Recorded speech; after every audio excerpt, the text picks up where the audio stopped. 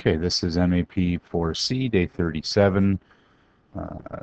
This is actually the lesson 4.6. We did the switcheroo with the EStat and indices stuff yesterday, and you got started on your review. Today's goal is to sort of fill in the gaps about what an index is and some of the math that's involved in it. So the 3-minute review here shows data that shows the consumer price index for rent. So the idea that this doesn't mean, of course, that in 2000 rent was $95.80. Not at all. Remember, what this means is that value right there is the base. The base value is set in 2002 at 100. So whatever the average rent value in Canada was, maybe they took a bunch of cities and added up average rent values. They had some big long calculation. The answer to that calculation, well, they said, okay, if that's 100, then we can go from there, right? And so I can see from 2002 to 2003, it went up a little bit, and how many dollars it went up, I don't know, but I can talk about the percents, and that's the idea, the percent increase. We practiced that earlier. So from 2000 to 2002, from 2000 to 2002, I can see right there how much it went up. And I'm going to use my little formula. And maybe you're not writing this formula down anymore because it's a teeny little small easy one. The new one is 100. Subtract 95.8 all over the old one, which was 95.8. And you bash away at a calculator and you get that to be about 4.4%. 4.2 over 95.8 is about 4.4%. Now from 2002 to 2003, that's this little jump right here. My new minus old over old is, the new is 101.7, subtract old, which is 100, 2002 was 100. That was the base value, over the old one, which is the base value. And see, this is pretty good because 101.7, that's easy to do. Divide by 100, then multiply by 100 to get to the percent. It's 1.7%. And that's because I'm changing for, my old value is 2002. And then, so for instance, 2002 to 2008 is that jump right there. And since the old one was 100, I can see that's up 6.4%. Easy. Now, I'll show you the calculation to back it up, but it is, right? New minus old, all over old, that's big long equal sign, 6.4%. And this is why, we set the base value to be 100, so I can see the percent change from that base value easily. Okay, so any year I can compare back to the base value in 2002. Now notice it's not as easy if one of the numbers is, like if the base value, the original value wasn't 2002. So if it was 2007 to 2010, I got to use my same old calculation. I can see how many points it went up. Well, let's new minus old over old. But since the bottom number isn't 100, I actually have to do this calculation. I get 3.4 over 105.5, which is about, it's a little less than 3.4%, 3.2%. That's pretty good, eh? Over 3 years, rent only went up by 3.2%. That's pretty low. And this is the sort of thing that we're talking about today, these percent increases and indices. So let's get into it. We talked about yesterday how an index is an assigned number used for comparisons, either over time or between items. And so I've got a silly example, a small, short little survey. And the answers of this, so this would be a survey you would hand to somebody. I'm handing to you, and I want you to do this survey, fill it in. I'll give you a second to do that. You can pause the video and just fill in the little survey. Fill in the survey.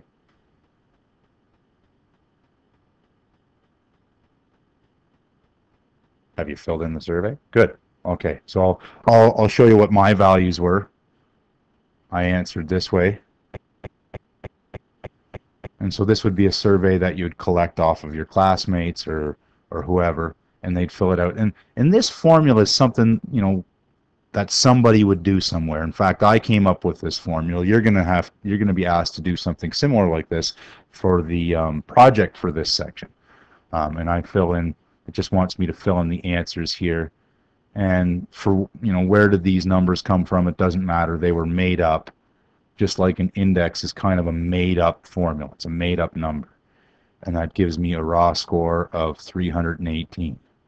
Yeah, and that's huge. I know a lot of you won't have that. I read a lot of sports. That's the big thing. And each day you read sports on the sports awareness index, which, by the way, I made up, you multiply by 15. That's kind of got a heavier weight to it. So my raw score value is 318. And notice, that's a meaningless number.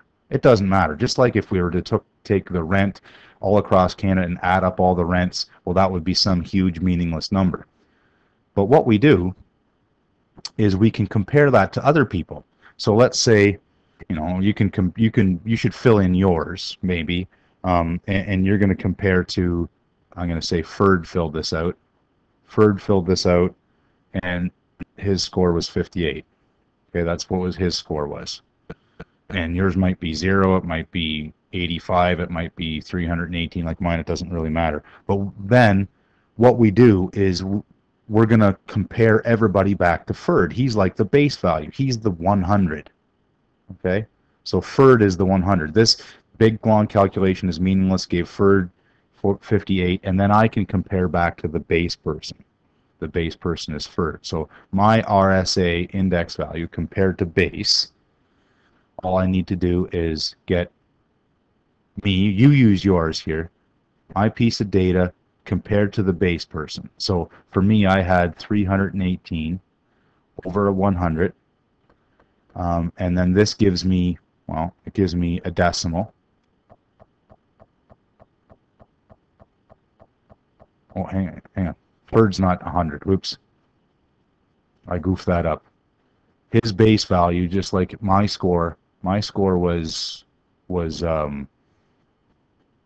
318. Ferd's score was 58. Okay?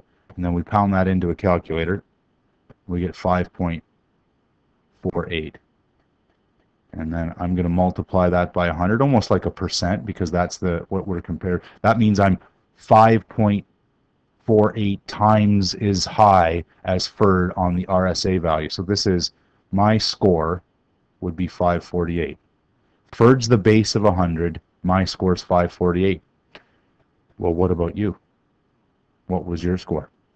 Now notice, what we could have done, if we wanted to, is we could have sort of figured out, you know, what percent increase my score was from Ferd. I could have put this aside. You don't necessarily have to write this down. I could have done, you know, like my new minus old over old, but except for the new is me minus Ferd, who's the base, over Ferd. And this would give me the percent that I was above Ferd. And I could still get my index value of 548. So my Restall index value compared to Ferd was 548. And that, you know, way above the base.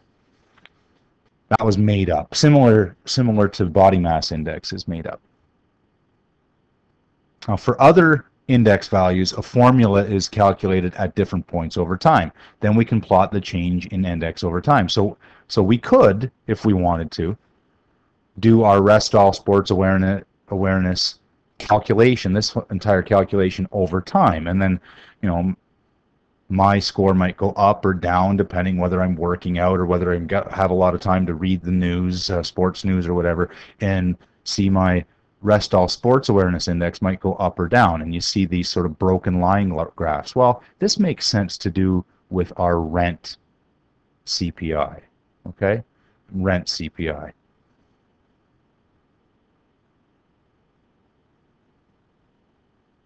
Bam, look at that. Magic.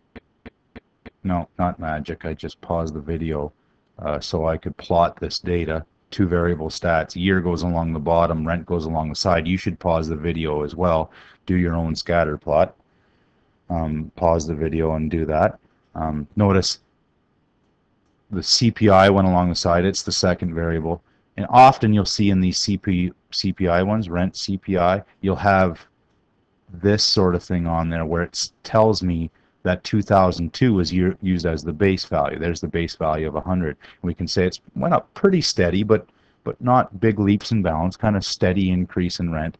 And if we wanted to, and you're going to do this later, I could do two variable stats analysis on this. I could do a line of best fit, clunk it into the calculator, do regression, and calculate the line of best fit and make predictions about the future rent, right? I could do all those things. I'm not going to. We are going to do that soon. Okay. Onward. Oh, hang on. There was one more point I wanted to make. Sorry. Are you being misleading? Are you misleading graphs? That's what this is all about, right? Put breaks in the graph to show, yeah, we know we're not starting at 0. We've changed the scale so we can show the differences between values, not being misleading. And notice this one, no breaks in the graph, but this is one that eStat, eStat used to be able to do these sorts of graphs, so it doesn't anymore, and so we have to do our own graphs. That's what we were up against yesterday. So what's the base year? Well, again, right there it says the base year is 2002, and so some sort of calculation that measures agricultural exports was done every year, and in 2002, whatever that calculation meant, we called it 100. And then we've done it since, and we did it before, and we can compare to what that calculation's value was in 2002. It says estimate the agricultural exports index value for 2008. What does this mean? Export values, agricultural exports 2008 is about 2008 is about here, maybe here, right there, let's say. I'm going to get a little ruler out here, a straight line, so it helps me with this. You can sort of use your pencil. So where would 2008 be? Right about there, I guess. So I'd say about 118 would be the index value. 118, about 118. So what does that mean? Well, in 2002, the index value was 100. Now it's 118. It means agricultural exports have increased by 18% since 2002, which that's pretty good growth, right? That's pretty good growth. Estimate the percent increase in or decrease in automotive product exports. So this is car parts from 2002 to 2009. So notice since we're not we are comparing back to the base, so that's fine. That's going to be 100 because that's the base. But what's 2009? 2009 was, well, probably right down here somewhere, right? This very low value. 2009 might be, well, there's 2010, so 2009, well, let's say it's this very low value. 55, let's say it's 55. So we can see that easily that automotive exports went down by 45%. If we needed to use our formula, we'd go new minus old over old. That's down 45%. That's no good. I mean, and that makes sense. Remember, around 2008 was a financial crisis, and nobody was buying cars. It was all very sad. So 45% decrease in car part exports, which means Canadian jobs, doesn't it? Estimate the percent increase or decrease in agricultural exports from 1995 to 2000. So 1995, this is the blue one, about, say, 72, right? 72, about, to 2010. 2010 was, I'd say, around maybe this high point here. Use my ruler. at about 122. So I'm going to say that this was 72 and this was 122. And so new minus old over old, new minus old over old is 50 over 72, which is, let me clunk it into my calculator, 50 divided by 72, 69%. 0.694, which is about a 69% increase in agricultural exports over those years. That's pretty solid growth. And that's worth a happy face.